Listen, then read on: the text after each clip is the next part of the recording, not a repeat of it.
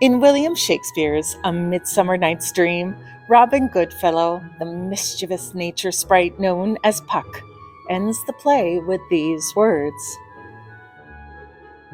"If we shadows have offended, think but this, and all is mended, that you have but slumbered here, while these visions did appear, and this weak and idle theme no more yielding but a dream.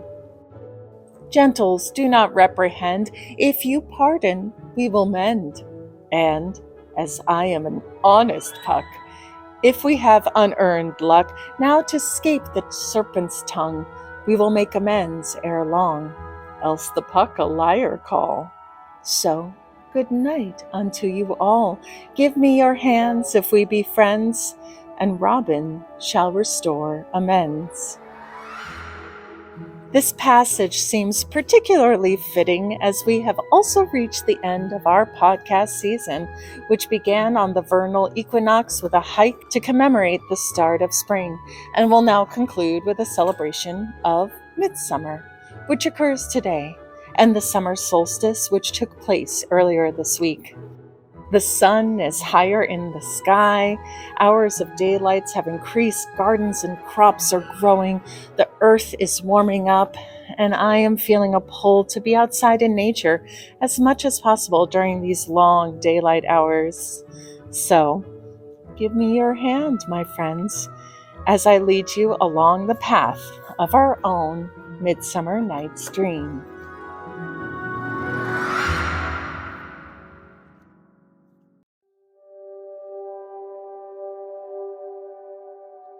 I am Dory Robinson, the host of Tree Speech, a podcast where we listen to the forest through the trees. This week's episode was written and recorded in Massachusetts on the native lands of the Wabanaki Confederacy, Pennacook, Massachusett, and Pawtucket people, and in New York on the land of the Lenapee tribes. Tree Speech is co-written and produced by Jonathan Zautner with a Light Theater Guild. Being in nature allows me a grateful change of perspective. It gives me a chance to let go and dream a little. The strength and space I get from being among trees allows me to take in what is happening in this big world and consider what's next. Perhaps the trees can advise me. I'll use these precious long daylight hours to take to the woods and hopefully gain some perspective. Like John Muir wrote, "And into the forest I go, to lose my mind and find my soul." So, here I am in woods I've never ventured into before to celebrate Midsummer. New England doesn't always afford these kind of days, so one has to take advantage of them when one can. Plus, I just returned from London, and it was a loud, lovely, bustling city, and there's something about being in the forest that can help reset me. But what is the solstice exactly, and how is it different than midsummer? While the June solstice is often referred to as the first day of summer, celebrations across the northern hemisphere at this time of year may also carry the name midsummer. Though midsummer and the summer solstice are often used interchangeably, they refer to different things. Thus, the word solstice comes from the Latin word solstitium, from sol meaning sun, and stitium meaning still or stopped. The word solstice means sun stands still, and indeed the sun appears to linger in the sky and stop moving at the northernmost point on this day. Marked as the longest day of the year, the summer solstice is the beginning of the astronomical summer and occurs on June 20th, 21st, or 22nd each year. Festivals to mark the summer solstice have occurred since ancient times. If you only had the sun to measure time and dictate your hours of light, the longest day would feel like a midpoint before you would begin to make the descent back into winter. This is, perhaps, where the name midsummer stems from. It may also have referred to the midpoint of the growing season. Regardless of the exact origins, the themes of the sun and light are common themes in celebrations and rituals around the world. This was also the main time for pagan weddings, called hand fasting. Much of the foods and drinks eaten at this time involved honey to sustain them during their honeymoon nights. Midsummer now refers to numerous celebrations with both pagan and Christian origins, which were held over the solstice period between June 19th and 24th. While celebrating Midsummer, pagans draw on diverse traditions. In England, thousands of pagans and non-pagans go to places of ancient religious sites, such as Stonehenge and Avebury, to see the sun rising on the first morning of summer. Litha is a pagan holiday that occurs on the summer solstice. Its traditions appear to be amalgamated from many cultures, all centered on the power of the sun. The Celts celebrated Litha with hilltop bonfires and dancing. Many people even attempted to jump over or through the bonfires for good luck. Even more daring, the other European traditions included setting large wheels of fire and rolling them down a hill into a body of water. In Wales, it was believed that if the fire went out before the wheel hit the water, a good crop was guaranteed for that season. The Druid priests and other healers in the European pagan civilization believed that herbs reached the pinnacle of their therapeutic efficacy on this day and would harvest the above-ground portions of the plants and herbs which had soaked up power from the sun to dry and store for the remainder of the year to be used in oils, tinctures, and teas. Some of the most widely sought out in the Northern Hemisphere include lavender, lady's bedstraw, mugwort, calendula, chamomile, mint, rosemary, thyme, and verbena. With only the sun, moon, and seasons to mark the passage of time, many cultures developed rituals and stories to explain the yearly passage of light to dark to light again. For example, every solstice the Oak King and the Holly King fight for control, signifying the battle of power between light and dark. The Oak King, who represents daylight, rules from the winter solstice, Yule, to Litha. During this time, the days get steadily longer. However, during Litha, the Holly King wins this battle, and the days get steadily darker until Yule. I've just come upon this enormous tree who seems to have a big belly the way she shifts back and forth. She's a bit taller than the other trees, is in a different spot than the other trees. Her roots are bigger than the other trees. And she's sort of in the middle of a circle of other trees. So I'm wondering about her story right now and what she tells the other trees in her circle. Sun worship had great significance in ancient Egyptian religions as well. The summer solstice aligned with the rise of the Nile River. The deity of the sun, Ra, became one of ancient Egypt's most important gods. Widely commemorated in monuments and artifacts, Ra was considered creator of life and ruler of the sun, the sky, and kings. In fact, on the summer solstice, the sun sets squarely between the Great Pyramids of Khufu and Khafre on Egypt's Giza Plateau from the view of the Sphinx. Numerous Native American tribes, such as the Cheyenne and Blackfoot, who populated the Great Plains, observed the June solstice with great feasts and dances to honor the sun. One of the most well-documented and elaborate is that of the Lakota Sioux, called the Wiwanyan Wasipi, which translates to sun-gazing dance. Centered in the middle of a ritual circle, participants must first be purified with a smudge pot of smoldering cedar wood even before entering the ceremonial grounds. There, in the middle of the circle, stands a tall, sacred, and trimmed cottonwood tree called the sun pole, which acts as a visible connection between the heavens and earth. Legend tells of how the cottonwood tree first gave birth to the stars by holding star seeds within its branches. In late spring, female cottonwoods bird their cotton-like seeds into the air, filling the sky with magical stars. The sun dance is a distinctive ceremony that is central to the religious identity of the indigenous peoples of the Great Plains, but it was outlawed by the American government in the early 1900s. Nevertheless, the tribe still kept it alive in seclusion, and the dance continues today. Everything is so much greener here than the last few hikes I've done. It seems as though even in just the last few weeks, so many more shades of green have appeared. I can see one tree that has darker leaves on the bottom and lighter on the top, is really reaching for the sky. And I've just come across some white pine, who are, of course, some of my favorites. This particular part of the path gets a little tinier, a little slimmer, and seems to be a little bit more secluded and quiet from where I was previously.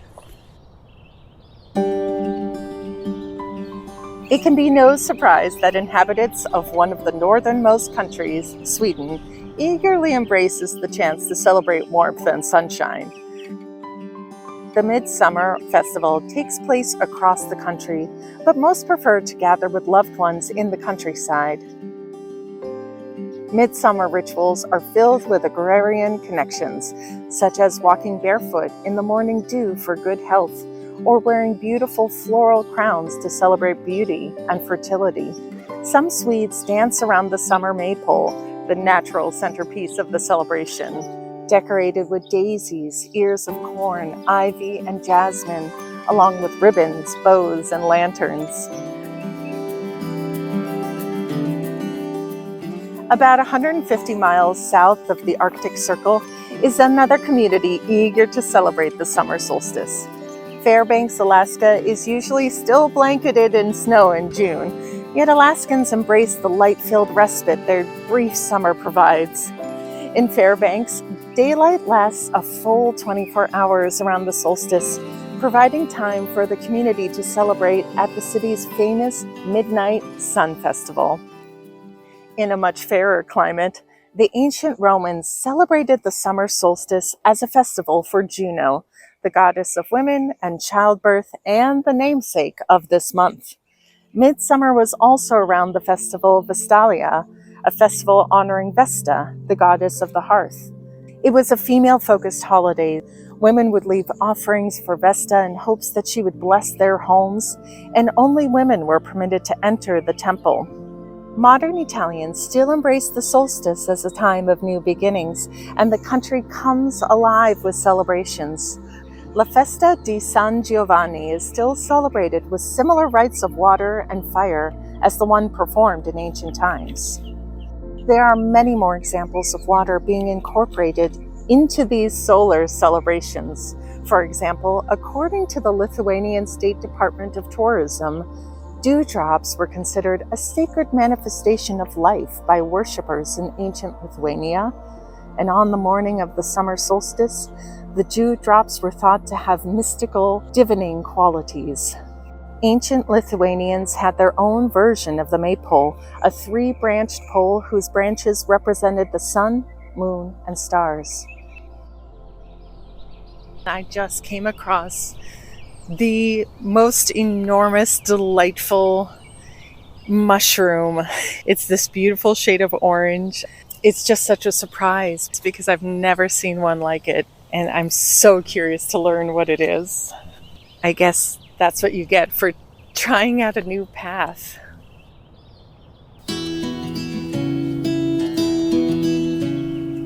To gain a glimpse into the country's past while simultaneously observing present-day Mayan culture, one must observe the summer solstice in Guatemala. Tikal is one of the most famous Mayan ruins in Central America, and rituals surrounding altars like the Temple of the Moon and the Temple of the Grand Jaguar take place around the summer solstice. Spiritual rituals from the past are still performed at sunrise and sunset, highlighting architectural aspects of the temple's construction that were created to showcase the light of the solstice.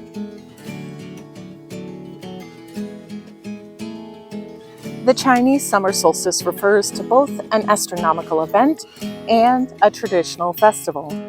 In ancient times, the summer solstice involved earth worship and prayers for a good harvest season. China considers the summer solstice as the yin to the winter solstice, yang. Celebrations focus on the impending switch between the two. The 3-day holiday includes festivals highlighting races. Most excitingly are the dragon boat races. Dragon boats are human-paddled watercraft, often decorated with dragon heads, and races can be traced back 2,000 years.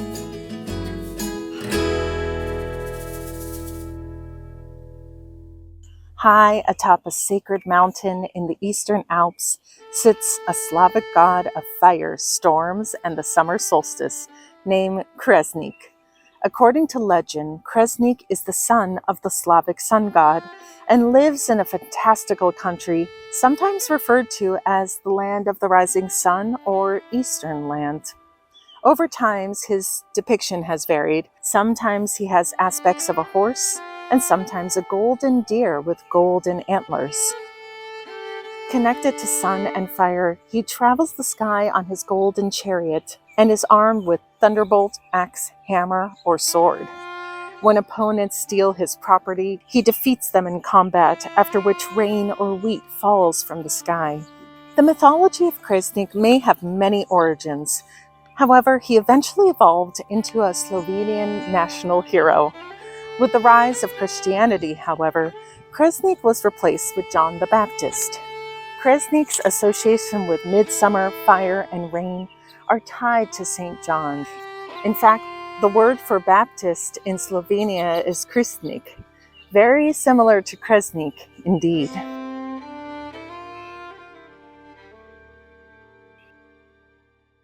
During a recent trip to Stratford-upon-Avon, I visited the Holy Trinity Church, which is known as the place where William Shakespeare was baptized and where he and his family are buried.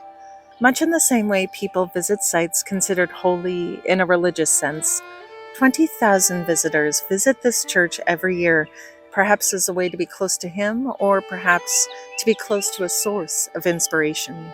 Though Shakespeare is buried alongside several family members, people notice that two were missing, Judith and Hamnet, Shakespeare's twins.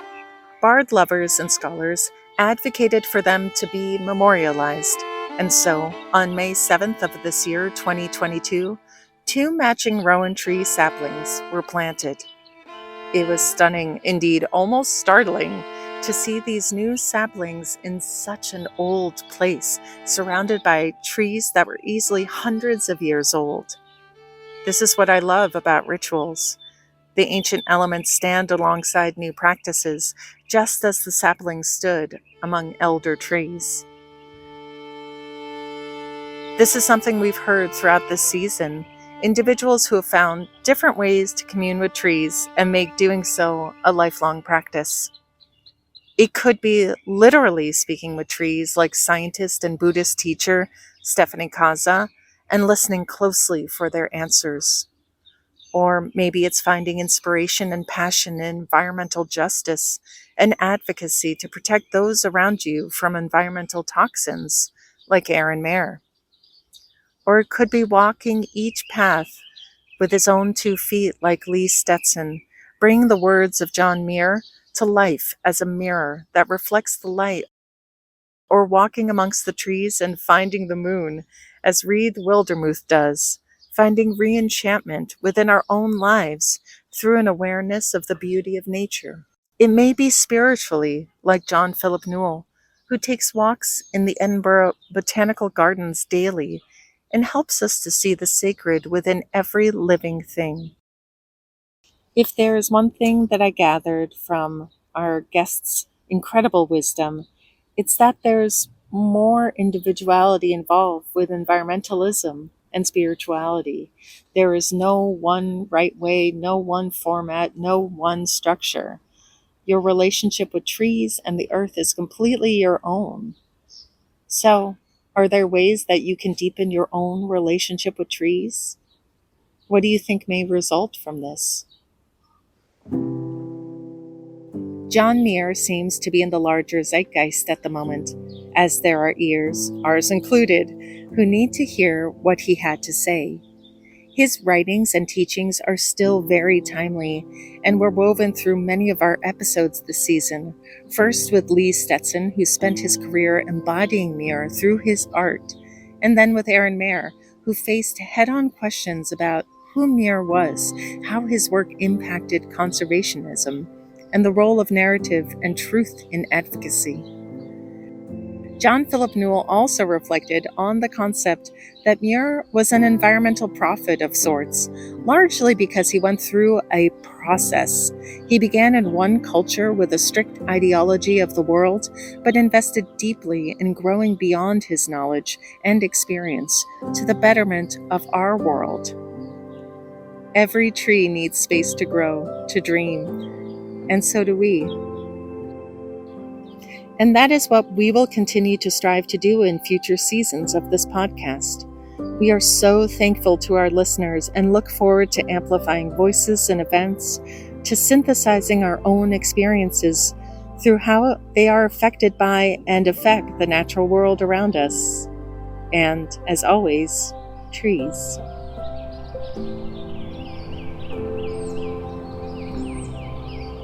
My walk is coming to a close now. Soon I'll start up a campfire to celebrate Midsummer and to contemplate all the things that I've seen and heard. Poetry and trees have helped me process and see the world and my place within it so many times before, and so I'd like to share a poem that brings all the themes of this season together for me as we stand in these long, light-filled days together. Here is Mary Oliver's The Summer Day. Who made the world? Who made the swan and the black bear? Who made the grasshopper? This grasshopper, the one who has flung herself out of the grass, the one who is eating sugar out of my hand, who is moving her jaws back and forth instead of up and down, who is gazing around with her enormous and complicated eyes. Now she lifts her pale forearms and thoroughly washes her face. Now she snaps her wings open and floats away.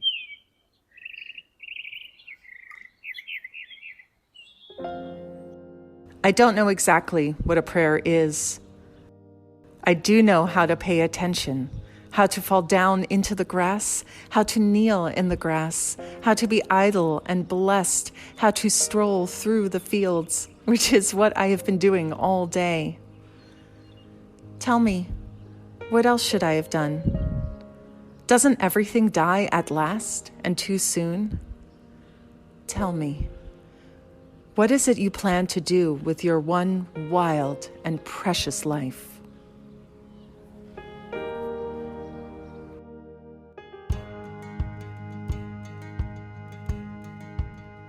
Thank you for joining Tree Speech this season.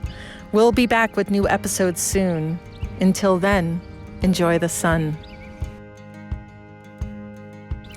Since beginning this journey in the spring of 2021, our episodes have reached listeners all across the globe, including the United States, Israel, Germany, the United Kingdom, Canada, India, France, Mexico, New Zealand, Australia, Brazil, Bolivia, Ukraine, Slovenia, Luxembourg, Puerto Rico, Sweden, Ireland, Peru, the Netherlands, Norway, Croatia, Belgium, Greece, Panama, Hungary, Colombia, Italy, Romania, Russia, Bermuda, Japan, and the Philippines. As we keep growing, we ask for your support. We now have a Patreon, and every dollar helps us continue to produce this podcast. Follow the link in our show notes or at treespeech.com. Every contribution supports our production, and we'll be giving gifts of gratitude, including an invitation to Treehouse, our new virtual community for patrons of all levels. Please also consider passing the word to tree-loving folks and rate and review us on Apple Podcasts. Every kind word helps.